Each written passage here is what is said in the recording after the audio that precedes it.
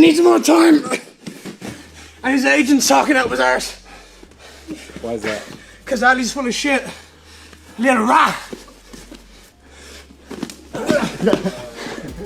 Why does Islam need more time? I don't know. No, I believe Islam's ready to fight. I believe Islam's the very best this world has to offer as a fighter. But don't call yourself the pound for pound greatest on the planet and try to push for more time. That's all. Anyone, anywhere, anytime. That's the baddest man on the planet. And the guy who lives by that mantra is me. Do you think he respects you as a threat? Do you think he respects you as a fighter? If he won't, he will. If he doesn't right now, he will when I'm finished the fight with him. And if he doesn't respect me, then he's in for the shock of his life on August 15th. You've had plenty of time to visualize the fight. What are you seeing now? What are you feeling? Ariel, I genuinely right now, it's by any means necessary. My hand gets raised by any means necessary. It could be first round knockout, it could be fifth round knockout, it could be submission, it could be a dog and dog back and forth war. As long as my hand gets raised, I've succeeded in achieving everything I want to achieve in the sport. And I do it against one of the best fighters we've generationally seen. Ian Garry, he's comfortable just using his footwork, and I think no problem with having a boring fight. Yeah, so I think that's exactly what he's going to do. He's going to control the airspace, and he's going to stay on his footwork, on his bicycle. He's going to jab the glove a lot, and he's going to move, and he's going to have to make Islam probably really throw some heavy shots to get his attention, and then blast through him. Ian Garry ain't just stacking wins anymore. He's changing minds. Even the doubters are saying this dude's a whole different beast with sharper skills and next-level fight IQ.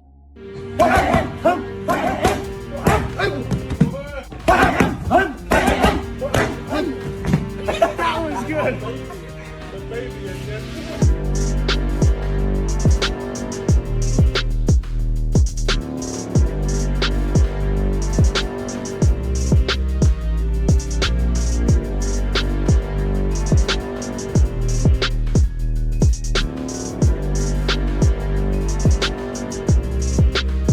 Chael Sonnen says Ian Garry has already proven himself by beating top contenders and earning his place among the division's elite.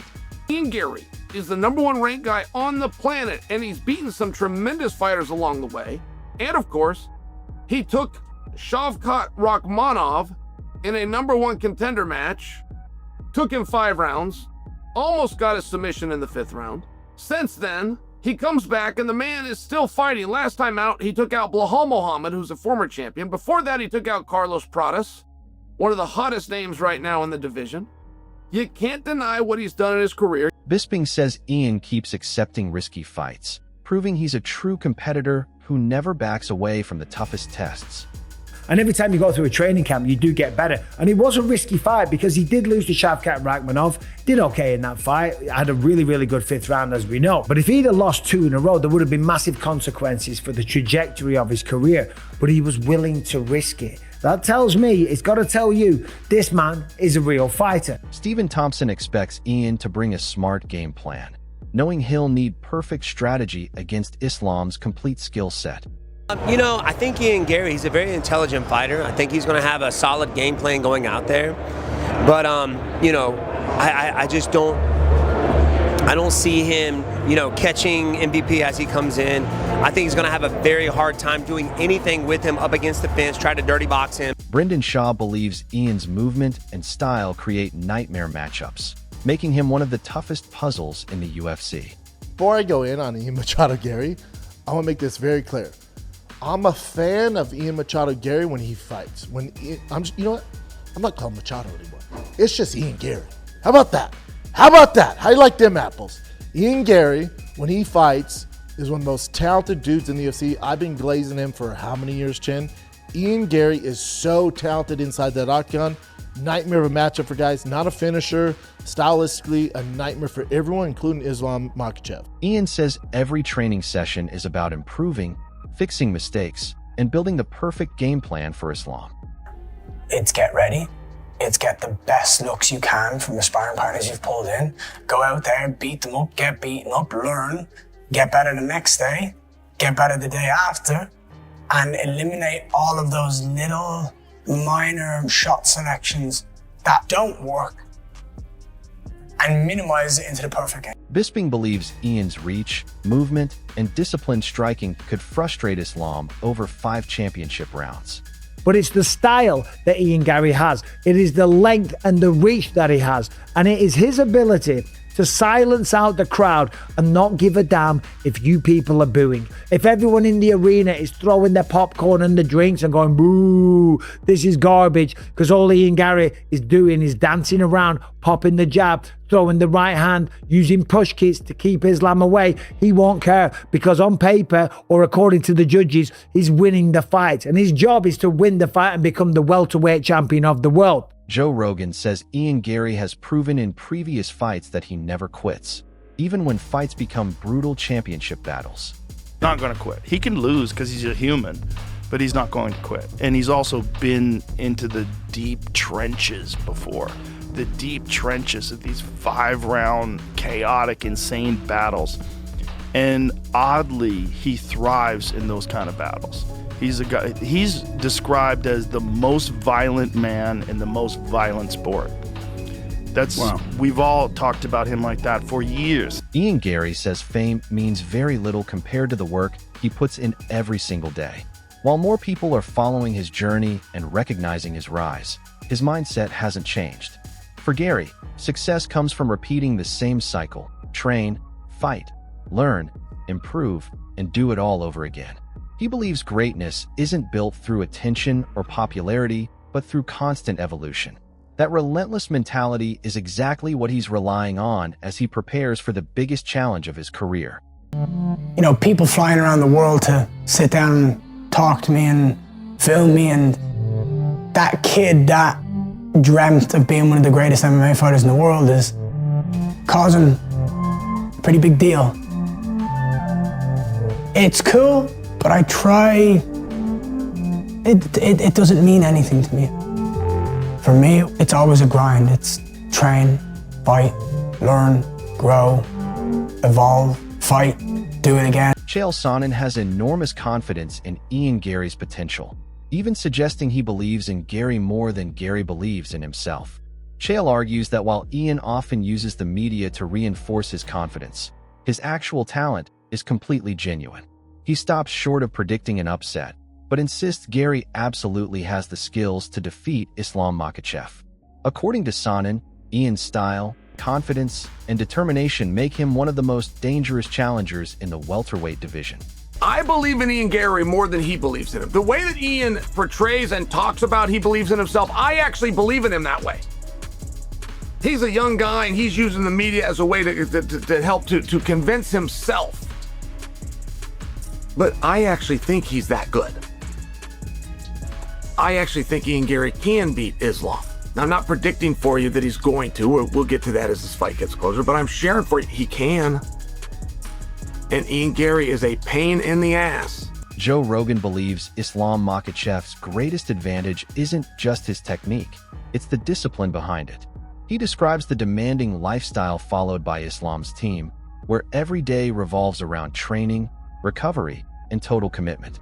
No distractions, no shortcuts, only relentless work.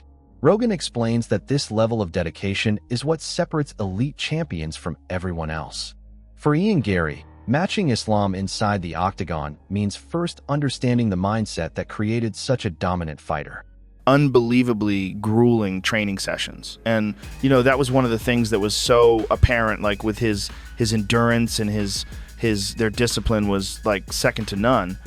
They were like, no girlfriends, no phones, no video games. We train. Yeah. And, you know, recover, train, eat, recover, train. And you wanna really be a champion? This is how you have to work. And this is why Islam Makhachev is so good. Luke Thomas believes defeating Islam Makhachev demands far more than a solid game plan. In his view, any opponent hoping to beat the pound-for-pound king must accept extraordinary risks that most fighters would normally avoid. Islam's ability to dominate every phase of MMA forces challengers into uncomfortable decisions, often pushing them beyond their limits. Thomas argues that playing it safe simply won't be enough, making this one of the toughest strategic challenges any fighter can face. Notice, but nevertheless, both guys are running risks in cases like that. But I'm just talking about a guy who is a pound-for-pound great in the sport. He's either number 1 or number 2 heading into that contest with Islam Makhachev. The only way he was really able to maximize it was by accepting an extraordinary and, frankly, profoundly inadvisable level of risk. Ian Garry sees this fight as much more than a championship opportunity. He believes defeating Islam Makhachev would allow him to make UFC history, break records, and fulfill a lifelong dream. Garry knows he's facing the pound-for-pound number 1 fighter in the world, but that's exactly what motivates him. Rather than avoiding the toughest challenge available, he wants to prove he belongs among the sport's greatest by beating the very best on the biggest stage. I'm basically inevitably guaranteeing I'm going to get that record. It is pretty wild. Yes. The most wins by any UFC fighter in Irish history it's going to be owned by me, and that's pretty cool. Yeah, I mean, you're on the cusp, and wouldn't it be crazy if it's in a title fight that you break it? I mean, just like... Here's what's at stake in this next fight for me, right? Ian Machado Garry versus Islam Makhachev. The number 1 pound-for-pound fighter on the planet. The current welterweight champion.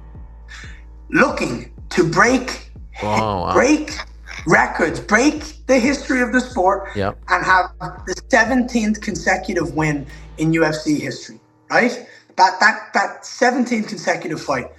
On the other side, you have a guy who's wanting to prove and achieve his dreams of being the best welterweight on the planet by beating the baddest man on the planet, the pound-for-pound number 1 in the world. In doing so, Ian Garry's transformation has surprised fans, impressed fellow fighters, and changed the conversation around his future. The confidence is still there, but now it's backed by smarter decisions, sharper skills, and a more complete game. Some believe this is the beginning of a championship run. Others think his toughest challenge is still ahead.